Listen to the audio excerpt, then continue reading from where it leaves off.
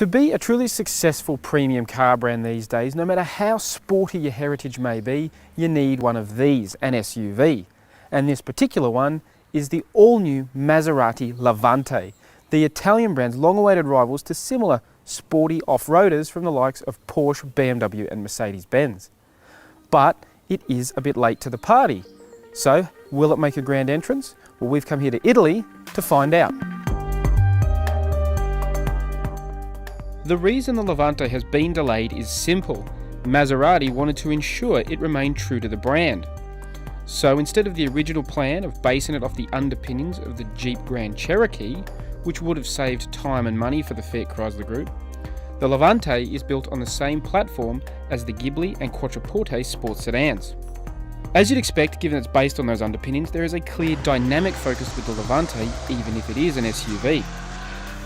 Which isn't surprising given Maserati's history of making some of the world's most desirable sports cars. But Maserati has also been making the Quattroporte for decades, so it's no stranger to making larger cars feel sporty. Not that the Levante is actually all that large. Yes, it's 5 meters long, but I wouldn't put it in the same category as a Range Rover or the new Bentley Bentayga. Instead, it's closer in size to something like the BMW X6 or the Porsche Cayenne, its most obvious rival. But inside, it's actually quite spacious. There's good room front and rear, despite its swoop-in taillight, and it's got a 580-litre boot. The presentation of the cabin itself is very nice. It's got plenty of leather. To be critical, some of the switchgear doesn't feel as premium as some of its rivals, particularly the Porsche. But another positive for this new model is a new updated infotainment system that'll eventually make its way across the rest of the Maserati range, but it's got some cool new stuff like a capped touchscreen which makes it a bit more, you can do pinch and zoom. It's a bit more user friendly. Being based on the Ghibli Quattroporte platform means the car also shares its engines. At least in Europe there's the option of a twin turbocharged petrol V6 or a V6 turbo diesel. However, Australian buyers will only get the diesel, with the petrol engines not set for right-hand drive models. That's not all bad news though, as the diesel boasts 600 Newton meters of torque and 202 kilowatts of power and is mated to an 8-speed automatic transmission. But while on paper it ticks all the boxes, out on the road the engine just lacks a little bit. You know, look, it's got more than enough. You know, 600 Newton meters is enough pull-in power to get this car moving along alright. But it doesn't really shove you back in your seat like you expect a Maserati to. You know, it just lacks that last little bit of, a real kick. The other letdown is the noise. It's not a bad noise. It makes a nice noise for a diesel. It's quite refined and there's a nice little burble to it, but you don't really get enough of it, particularly compared to something like, modern Jaguars or the Audi SQ5. However, they are talking about maybe changing that when the finished production model comes out, because this is a pre-production car I'm driving. So I guess we'll have to hold off on the final verdict until we drive this car in Australia. Where the Levante really impresses though, is when you chuck it at some corners. Again, not surprising given it is a Maserati. The all-wheel drive system is primarily rear-wheel drive bias, so most of the time you're driving around, 90% of the power is actually going to the rear wheels. That gives it a really sporty, dynamic feel.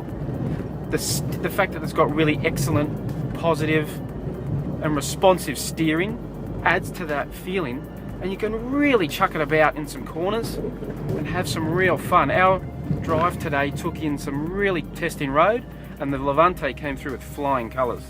All Levantes will come standard with Maserati's air spring suspension, basically like adaptive dampers. You can tailor depending on the conditions between normal, sport and off-road mode. It really has isolated the cabin from the bumps.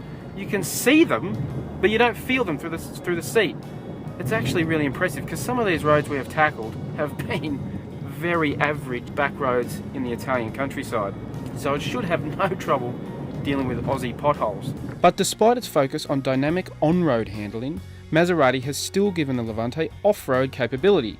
Even if customers are unlikely to ever go bush bashing in a premium priced SUV, it has to cover off all the bases. It isn't exactly going to scare Range Rover in terms of capability, but you know what? The Levante actually surprises us how far it'll go off-road. It really doesn't mind getting its big alloy wheels muddy. The Levante is due to arrive in Australian showrooms at the very end of the year, and if all goes to the company's plans, it could quickly become its best-selling model down under and introduce new buyers to the Italian marque. Full pricing and specification for the car haven't been announced yet, but Maserati Australia is set to position the car above German luxury brands like Porsche, Mercedes-Benz and Audi, with a starting price around $150,000. However, the expected popularity of the Levante around the world, plus Maserati's desire to keep numbers limited for exclusivity, means that it won't become as common as the likes of the Cayenne and the Range Rover on the road. But it will still be compared with them. So, does it have what it takes to catch up and even overtake the established players that got a big head start? Well, after my initial drive today, I've got to say I'm actually really impressed with the Levante. It's as capable on-road as anything else in the class, and it'll go as far off-road as any owner is ever likely to want to take it. But more than that, it feels like a proper Maserati, and it's proof that it's better to be late than never.